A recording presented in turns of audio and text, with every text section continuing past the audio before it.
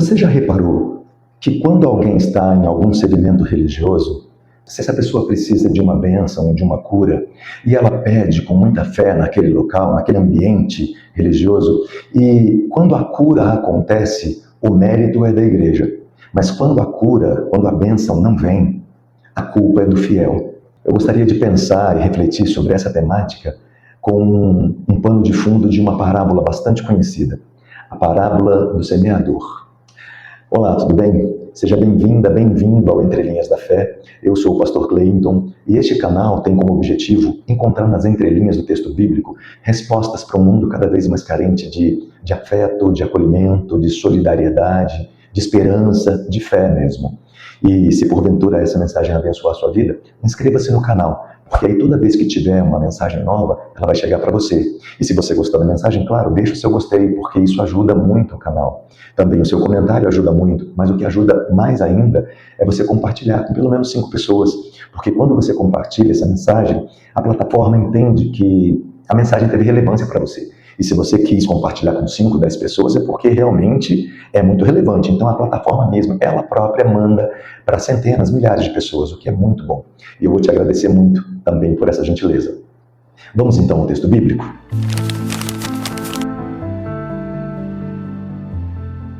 Evangelho de Lucas, capítulo 8, a partir do versículo 4, a palavra de Deus diz assim: reunindo-se numerosa multidão, que de cada cidade vinha até ele, Jesus falou em parábola. O semeador saiu a semear sua semente. Ao semeá-la, uma parte da semente caiu ao longo do caminho, foi pisada e as aves do céu a comeram.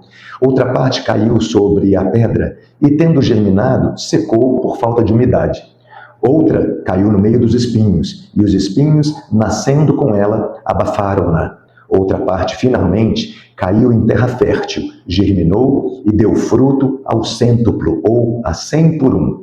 E dizendo isso, exclamava: quem tem ouvidos para ouvir, ouça. E quando tentando explicar a parábola, Jesus ainda traz alguns outros elementos na explicação, que está em outros versículos logo à frente. No versículo 12, ele diz assim: o que estão ao longo do caminho são os que ouvem, mas depois vem o diabo e arrebata-lhes a palavra do coração, para que não creiam e não sejam salvos. Os que estão sobre a pedra são os que, ao ouvirem, acolhem a palavra com alegria, mas não têm raízes, pois creem apenas por um momento e na hora da tentação desistem. Aquilo que caiu nos espinhos são os que ouviram, mas caminhando sob o peso dos cuidados da riqueza e dos prazeres da vida, ficam sufocados e não chegam à maturidade. O que está em terra boa são os que, tendo ouvido a palavra, com coração nobre e generoso, conservam-na e produzem fruto pela perseverança. Olhando para esse texto, para a parábola do semeador, e pensando naquela minha provocação de o foco estar sempre no terreno, eu gostaria de hoje, nas entrelinhas do texto bíblico, mudar a lente, mudar o ponto de vista, mudar o foco. Ao invés de olhar apenas para o terreno, eu gostaria também de pensar no semeador. Porque se em um primeiro momento o semeador parece ser o próprio Cristo, o próprio Jesus, as nossas leituras e o que nós escutamos nas igrejas é que a palavra é Jesus, a palavra é a Bíblia, e nós somos os semeadores, e os corações daqueles que poderão vir a crer é que são os solos, os diferentes, os 4 tipos de solo. Pensando dessa maneira, eu gostaria também de provocar essa semeadura, provocar esse semeador ou esses semeadores, dos quais eu também faço parte. Esse canal é uma possibilidade de semear a palavra.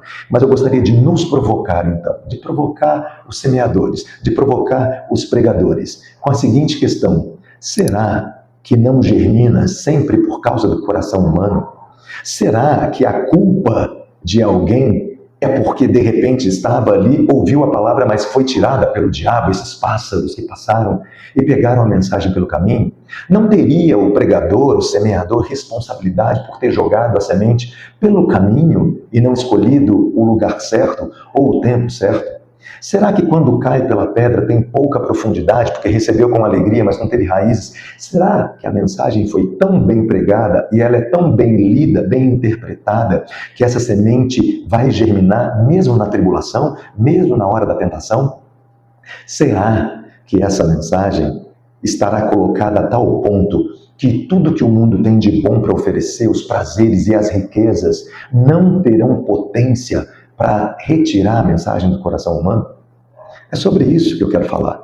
Porque quando a gente olha para, tem um terreno bom, alguém que escutou a mensagem, acolheu e fez essa mensagem, sabe, reverberar, fez essa mensagem ir para longe, viveu com fé a ponto dessa mensagem transformar a sua vida e a vida de outros também.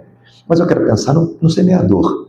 Eu quero pensar hoje no pregador, e não apenas naquele que escuta, no possível fiel. Não quero pensar apenas no terreno, no coração humano. Eu quero pensar também no coração de quem semeia. Qual foi a intenção? Que mensagem é essa? Que interpretação é essa que você faz desse texto? De que forma você lança essa semente? Você lança essa semente no tempo certo? No terreno certo? Da maneira certa? Essa é uma reflexão importante também. Então vamos pensar. A primeira possibilidade de semeadura, de semeador e de terreno é alguém que joga a semente pelo caminho. Parte da semente caiu pelo caminho. E antes mesmo que o terreno pudesse absorver a palavra, as aves vieram. Na interpretação que Jesus dá, o diabo veio e tirou. Quer dizer, algum ente maligno veio e retirou. Portanto, vamos fazer a gentileza de retirar a responsabilidade do coração humano? Não tem nada do coração do possível fiel, do crente aí. A mensagem, na verdade, caiu por ali. Por um acidente, essa mensagem foi ouvida, talvez muito rapidamente, nem bem compreendida e já foi retirada. Portanto, não há culpa, entre aspas, nenhuma no coração daquele que não crê. Por quê? Porque houve meio que uma negligência do semeador. A semente caiu pelo caminho. Ele não estava nem intencionado, então alguém ouviu, mas de repente foi uma coisa tão jogada que não deu tempo nem de haver uma percepção de quem ouve, não deu tempo do solo sequer perceber que tinha ali uma semente. Ela foi logo retirada. E, portanto, nós temos aqui uma retirada da culpa, entre aspas, eu fazendo uma leitura minha nas entrelinhas do texto, uma retirada da culpa do fiel e uma colocação de uma culpa, digamos assim, na negligência do semeador ou no esquecimento, ou na forma afoita de carregar as sementes, afoita a tal ponto de deixar cair uma parte do caminho, mas não ter ali nenhuma possibilidade de o solo sequer perceber. Então a culpa é do semeador, e mesmo que não seja uma culpa, há uma negligência, há alguma coisa ali acontecendo com o semeador e não tem nada a ver com o coração humano, nada a ver com o possível fiel. Um outro momento, um segundo solo, ou uma segunda semeadura, um segundo tipo de semeador, jogou a semente sobre pedras, lugar em que não tinha possibilidade de criar raiz e, portanto, não teve como. Cresceu por um momento muito rápido, mas como não tinha raiz, veio alguma tentação, veio alguma dificuldade e secou. Ok. A culpa, de novo, é do coração humano? A culpa, de novo, é do possível fiel? É do crente? De novo, não. Por que foi jogada a semente sobre pedras? Se em cima de pedra, obviamente, não vai ter como se criar raízes. Obviamente que essa semente pode até começar ali com um pouquinho de sol, tentar encontrar uma saída, tentar encontrar um terreno, tentar encontrar uma possibilidade, mas não vai dar. Então começa a crescer aquele primeiro raminho dessa semente que está ali, mas não encontra solo possível e morre seca. Diz que é a tentação. Aí eu tentando tirar essa tentação do pobre, do que tem de ouvir a mensagem e crer e se converter ao evangelho, se converter à palavra. Como é que ele vai ter responsabilidade se para aquele momento ele é um coração que é como que uma pedra? Como é que não há responsabilidade no semeador em jogar sementes sobre pedras? É claro que há. Então, mais uma vez, a gente vê que o problema é da semeadura, é do semeador, que jogou num solo errado. Terceira possibilidade de semeadura, terceiro tipo de semeador, terceiro tipo de solo, é um solo espinhoso. E ele jogou a semente nesse solo espinhoso. Esse solo espinhoso foi um solo que recebeu, tinha como criar raiz, sim, tinha como crescer, sim, mas ao crescer começa a ser sufocado pelos espinhos. Esse broto, essa pequena planta começa a ser destruída pelos espinhos. E esses espinhos, aqui na interpretação que Jesus dá, na explicação que ele dá da parábola, seriam as riquezas e os prazeres do mundo. Então, você tem alguém que lança uma mensagem, e essa mensagem é lançada para alguém que está cercado de possíveis influências negativas. Então, uma pessoa que tem todos os prazeres do mundo, todas as riquezas do mundo, lhe sufocando. E essa pessoa vai ter, de alguma maneira, resistir bravamente a tudo aquilo que o mundo tem a oferecer, porque o semeador decidiu lançar a semente num espinheiro, e ele teria de nascer ali, novamente. Não é o semeador que escolhe o lugar, dessa vez ele escolheu, não caiu por negligência como no primeiro solo, ele escolheu lançar uma semente num espinheiro, entre espinhos. Então seria muito difícil conseguir subsistir, conseguir sobreviver, conseguir se manter firme com todos os prazeres e as riquezas do mundo ao redor, te sufocando e tentando te sugar. Mas aí eu penso comigo, tá, então vamos falar do último solo. Aquele solo que todo mundo gosta de focar, que todos os pregadores, todos aqueles que lançam mão dessa parábola, que falam dela, gostam de focar. O solo que nós deveríamos ser, o solo que aquele que vai ouvir a mensagem deveria ser. Um solo pronto, fértil, bom, a palavra vai cair ali e vai germinar dando 100 por 1. Se você jogar ali, sabe, uma sementinha brota que vira 100. Então, pensando nesse solo, eu gostaria de provocar o terceiro e o quarto solo. O texto bíblico diz aqui que esse quarto solo é um solo bom, que recebe a semente e dá muito fruto para a generosidade. Então eu gostaria de reler de novo o texto nesse final aqui, e que diz assim: o que está em terra boa são os que, tendo ouvido a palavra com coração nobre e generoso, conservam-na e produzem fruto pela perseverança. Então quer dizer, nobre e generoso. Nós temos um coração que é bom, o solo é bom, dessa vez o semeador foi bastante consciente. Olhou, viu que o solo era bom, não foi negligente, não jogou em cima de pedras, não jogou no meio de espinhos, porque é difícil sobreviver com todas as tentações que o mundo traz, sobretudo em termos de prazeres e riquezas. Vamos combinar. Agora, por outro lado, nós temos o quê? Um solo bom que vai reagir produzindo muito e de forma nobre e generosa. Eu gostaria de fazer uma leitura nas entrelinhas bastante atenta sobre esses dois solos, sobre esses dois semeadores, sobre essas duas semeaduras. Por quê? Porque se no terceiro solo nós temos riquezas e prazeres retirando a possibilidade de uma pessoa permanecer fiel, no quarto solo nós temos um solo que vai gerar nobreza, que a semente vai ser acolhida de forma nobre e generosa e que se vai multiplicar gerando perseverança, ou mantendo-se ali perseverante. Então é preciso pensar em algumas coisas que têm sido pregadas à luz desse texto. Quando nós falamos, por exemplo, de riquezas, e pensando na chamada teologia da prosperidade, nós estamos buscando, dentro da igreja e do texto sagrado, uma possibilidade de harmonizar com os prazeres e com as riquezas do mundo a semente que nos foi dada, a palavra que foi plantada no nosso coração. Correto? E do mesmo modo nós vemos aqui um quarto solo que é bom, que é fértil, que recebe a palavra de forma nobre e generosa. Então nós estamos aqui com a palavra pronta e ela para gerar em nós um espírito de generosidade, de nobreza, e que isso vai perseverar, vai gerar perseverança, vai fazer com que, de modo perseverante, você continue nessa caminhada com Cristo, com a palavra, com o Evangelho. Então, voltando a olhar de forma geral para esse texto, o semeador saiu a semear. Eu e você, eu e o seu líder religioso, o seu padre, o seu pastor, o seu médium, né, o seu líder espiritual, o seu guia, qualquer pessoa que possa olhar para essa parábola de forma generosa, porque ela serve para qualquer religião. É uma palavra de Jesus que serve para qualquer um. Qualquer pessoa pode ouvir, qualquer pessoa estava ali ouvindo, não tinha só judeu ouvindo, não tinha só gentil ouvindo, não tinha só samaritano ouvindo, não tinha só grego ouvindo, não tinha gente de uma religião só, é para uma multidão.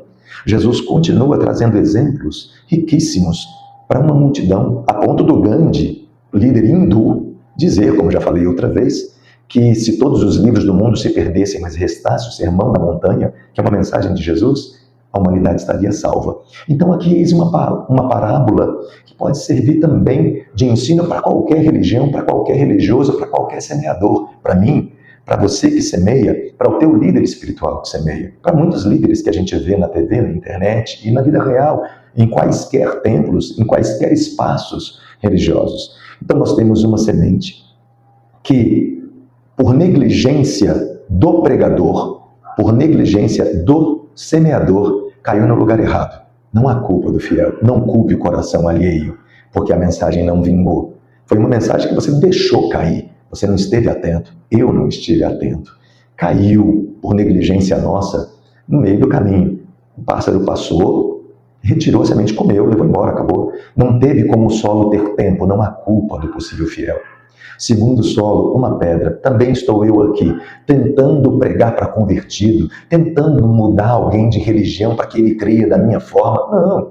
Não vai pegar raiz ali. Ele não vê como eu. Ele vê de uma outra maneira. Ele tem uma outra religião, uma outra expressão. Então, jogar a palavra de Deus num lugar onde você sabe que é um solo rochoso, que não vai ter como é pedra, não vai vingar. Você escolheu mal. Eu escolhi mal. Deixa as outras pessoas terem outras possibilidades. A nossa palavra, a nossa semente, não lhes interessa. Eu disse isso na outra mensagem.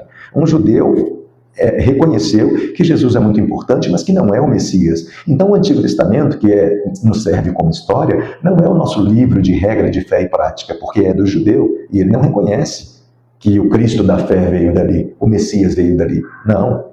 Ele reconhece que Jesus é um grande judeu, um grande sábio, foi um grande sábio, mas não o que nós cremos. Então deixe o judeu ser judeu. Deixe o católico ser católico, o evangélico ser evangélico, o batista ser batista, o assembleiano ser assembleiano, o espírita ser espírita, o candomblessista ser candomblessista, o umbandista ser umbandista. Deixe o ateu ser ateu. Sabe por quê? Porque a palavra de Deus, ela vai e faz o seu papel. Só que a palavra de Deus, ela não força coração algum.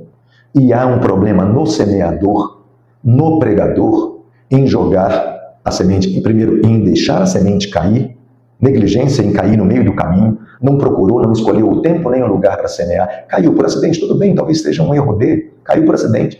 Vai que cai por acidente, por negligência, e mesmo assim germina, na verdade. Eu conheço um homem, conheci no interior de São Paulo, que ele achou um folheto na rua, e ele se converteu a Jesus com um folheto que ele achou na rua. Caiu a semente, claro. Pode ser que germine dessa maneira, mas é mais difícil, é bastante difícil, porque foi negligência no semeador. O segundo terreno, mais negligência ainda. Sou eu tentando colocar uma palavra num terreno que não lhe compete. Sou eu tentando forçar uma barra para cima de alguém que não vai entender essa mensagem, pelo menos nesse momento. Se nesse momento esse coração é rochoso, pelo menos nesse momento é besteira colocar a semente ali. Ou é besteira também achar que aquele que pode estar numa outra situação, numa outra religião, seja obrigado a germinar essa semente, essa palavra da qual nós cremos. E também jogar no meio de um espinheiro também é um problema. Afinal de contas, você lançou no meio de um espinheiro, e o espinheiro são prazeres e riquezas para um mundo capitalista como o nosso, pelo menos para o nosso ocidente, para o nosso país. Ter riquezas e prazeres é uma coisa que é muito difícil de vencer. Agora, para que eu vou vencer essas riquezas se a teologia que eu prego no quarto solo, no solo que eu entendo que é bom, é uma teologia que faz uma defesa ferrenha às riquezas e aos prazeres, porque isso significa a bênção de Deus, na chamada, por exemplo, teologia da prosperidade. Aí também há um problema, não é verdade? Afinal de contas, tem um problema da semeadura, que vai jogar no meio de espinhos. Os prazeres vêm e eu não quero que eles tenham. Então, para resistir, eu preciso ser muito forte para resistir ao prazer e à riqueza, sobretudo num ambiente capitalista em que prazer e riqueza é tudo que demonstra a felicidade humana, que demonstra sucesso individual. Então, quando eu olho para o bom solo, aí eu vejo o quê? Primeiro, um bom semeador. Eu vejo uma boa semente, porque ela germina a 100 por 1, e eu vejo também um solo que recebe de forma nobre e generosa. É uma riqueza que vem, se vier, para você generosamente poder tocar, passar para frente, fazer chegar em outras pessoas. Isso é pregar evangelho. Isso é colocar a palavra de Deus na mão das pessoas, no coração das pessoas, na dificuldade das pessoas, para que elas sejam curadas, para que elas sejam libertas, para que elas sejam salvas, para que elas encontrem, de fato, a felicidade na palavra que é Jesus. Então, se de alguma forma essa mensagem te ajuda a pensar em si mesmo como semeador, a pensar nos atuais líderes religiosos de quaisquer religiões, qualquer uma, pensar neles como semeadores, pensar na escolha deles, pensar na forma como ler uma palavra, porque uma semente mal colocada é uma palavra mal lida, mal interpretada. O problema não está sempre no coração de quem não crê, o problema também está em quem semeou. Diga-se de passagem, nas entrelinhas do texto, o que eu consigo perceber são 3 semeaduras mal feitas, ou feitas de forma equivocada, ou negligente, ou então arriscando tudo para que o fiel tenha a responsabilidade. Porque é muito fácil olhar para esse terceiro terreno e se o cara conseguir vencer no meio dos espinhos, no meio, lutando contra prazeres e riquezas, aí é muito fácil a igreja falar, olha o trabalho que a nossa igreja fez, olha como esse fiel cresceu apesar de tudo e todos, não é verdade? Agora, se ele é sufocado pelos espinhos, aí a culpa é dele, não é verdade? Ele não teve fé, é uma pena, ele não teve fé. Então, a religião e os religiosos ficam com os louros da glória, mas o ônus da derrota, o ônus da doença, o ônus do fracasso, o ônus da pobreza fica sempre com o fiel, porque ele é que não teve um coração pronto para receber. Eu acho que a gente pode ler esse texto de uma maneira nova, olhando para as entrelinhas e encontrando outras saídas. Você não acha? Deixe o seu comentário. Me diga o que você acha disso tudo. E se essa mensagem abençoou a sua vida, inscreva-se no canal, já pedi no início, mas reforço, às vezes você esqueceu. Faça a gentileza, ajude o canal a crescer. Inscreva-se no canal, vai chegar mensagem nova para você. E também deixe o seu comentário, deixe o seu gostei, se foi relevante, se não foi, tudo bem. Mas se foi relevante para você, se você gostou de fato, deixe o seu gostei. E também, mais importante, como eu disse, compartilhe com outras pessoas. De repente essa mensagem pode ser uma palavra caindo num terreno aí. Tem muito terreno por aí, mas a pessoa pode perceber que às vezes a culpa não é dela. Não é ela que não tem fé, que não teve fé para não ser curada. É de outro modo, podemos ler de uma outra maneira. Então, compartilha com muitas pessoas, pelo menos 5 pessoas, porque aí vai entender a plataforma que a mensagem é relevante e a plataforma também vai nos ajudar. Ela também vai mandar para muita gente. Eu te agradeço muito por isso. Obrigado pela tua atenção, fica com Deus e até a próxima.